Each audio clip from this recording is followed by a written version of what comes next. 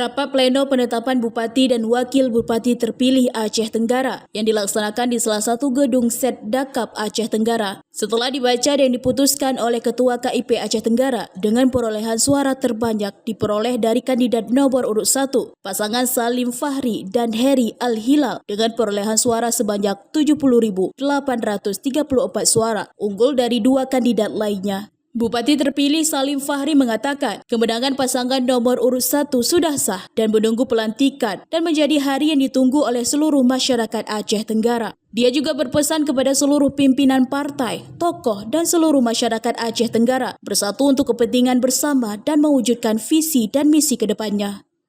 Insya Allah pertama berterima kasih kepada rakyat dan masyarakat Aceh Tenggara. Hari ini kami sudah ditetapkan bersama Dr. Heri Al-Hilal menjadi Bupati Wakil Bupati Kabupaten Aceh Tenggara melalui keputusan KIP Kabupaten Aceh Tenggara.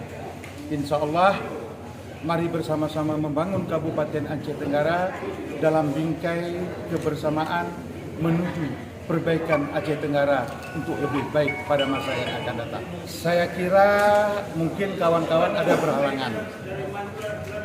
Tadi sudah saya ajak semua partai politik, baik pengusung dan tidak pengusung, untuk saatnya akan datang kompetisi pilkada sudah berakhir.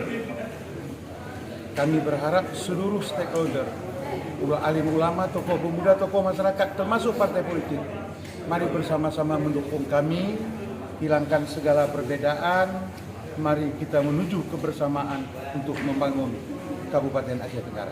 Sementara untuk jadwal pelantikan, Ketua Komisi Independen Pemilihan Aceh Tenggara, Ilham mengatakan berita acara pleno akan diserahkan ke Dewan Perwakilan Rakyat Kabupaten Aceh Tenggara. Untuk jadwal pelantikan, pihaknya akan menunggu keputusan dari Menteri Dalam Negeri.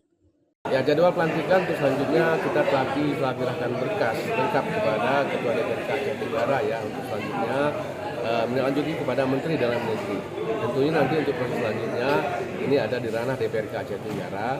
Mudah-mudahan ya seluruh persyaratan yang dibutuhkan telah dilengkapi dan nanti akan diteruskan ke Mendagri. Maka kita akan tunggu nanti tahapan pelantikan ya selanjutnya.